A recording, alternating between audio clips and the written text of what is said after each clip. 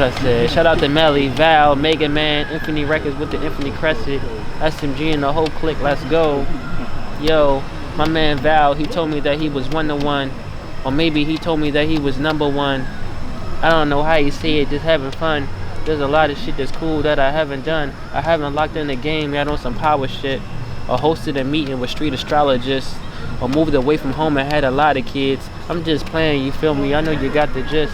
I made moves, introduced crews to other crews so we can improve and reach our higher goals. Caravan and coops, long ride alongs. No need to scoop me, my nigga, you know we got our own. Escobar whipping up in the latest Z. B more to Cali, and then we just switch to A to B. Y'all know that I'm gonna take the lead.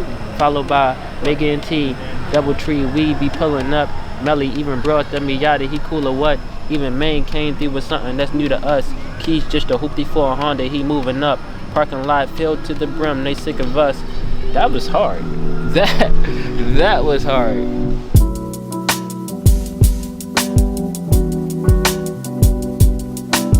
Who was Antione Robinson? So Antione Robinson is really just a guy who Baltimore born and raised, Eastside Baltimore, where I was born at.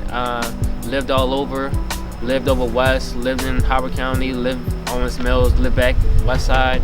So Raleigh Escobar is kind of different. Raleigh Escobar is actually a pretty funny person, a very interesting person. If Antione Robinson is always the good guy and a very supportive guy and the guy that look after people, Raleigh Escobar is always the guy with like the evil intentions, the devious guy, and that's what he always been. Mama, I love you. P.O.P. holding it down. Okay.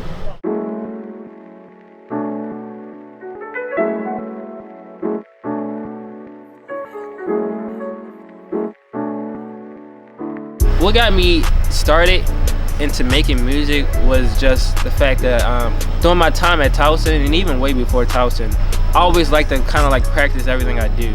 When it comes to like editing video, when it comes to like recording audio, that's when it comes to cooking, that's kind of like my craft, and I like to practice it in my own free time. And when I really wanted to kind of like get into the audio side of things, I always would ask people like, you know what, let's make a song so I can record you, so I can practice with it.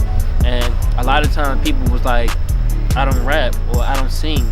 They was talented people, but they didn't want to do it with me, I guess. So I found myself being like in a position that if I wanted to practice my craft, I needed to be the person to actually go in the studio and record these songs and then practice mixing them afterwards. And that's kind of where I kind of like started with the making music.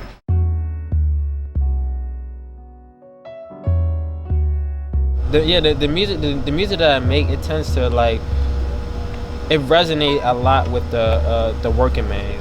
It's not about really clapping guns and shooting people and selling drugs, but it's more like, you know, going to work, working hard, working 40 hours, working with a lot of people that's not passionate, saving up your money, 40 bands for a house, you know, going up to a coupe rather than getting a hoopty. So like, it's more like a working man type of feel. And that's what I try to capitalize. I told myself when I first started making music that I'm not going to try to make anything fake. I'm not going to try to lie in my rhymes. I'm not trying to lie. I'm going to try to be as honest as I possibly can. And when I do talk about the coupe and I talk about the Lexus and stuff like that, those are my daydreams. And I always say like daydreaming about whatever.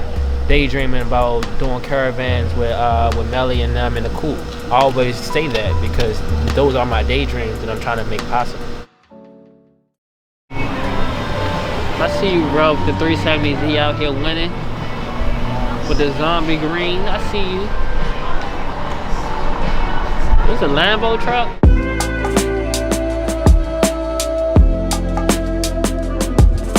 So I mostly make my music for me to kind of like express my feelings towards things, but I would eventually want it to become its own brand one day. The SMG Starz Music Group brand, and a lot of the stuff that I would love to brand in the future based off of that is like some of the song titles that I come up with, like Just Send It. I want that to be on shirts, I want that to be on banners, I want that to be on everything, because it's kind of like what I live by, you know, just send it, you know, don't be stuck on is it good enough. Sometimes you just gotta send it.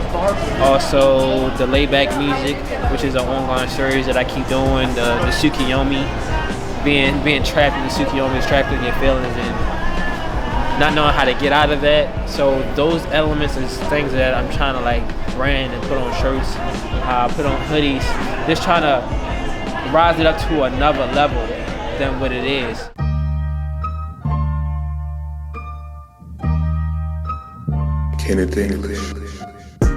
I would say my most personal track I have recorded so far may have been Escobar. I made Escobar late December 2019, like just before 2020, and I made it like right after I lost my job. I was feeling kind of down and depressed at the time, and I channel a lot of like my feelings that I feel into my music. It spoke to me, it resonated with me, and when I wrote Escobar, just another name that I used to cope with the pain, and that kind of like flowed. It was probably one of the easiest songs that I ever wrote. Where my music tend to differ from other people is like I'm kind of like telling the story, I'm crafting a conversation. So those other parts to do me a favor, now picture this is something I'm asking from my audience, and I want my audience to get back to it. So.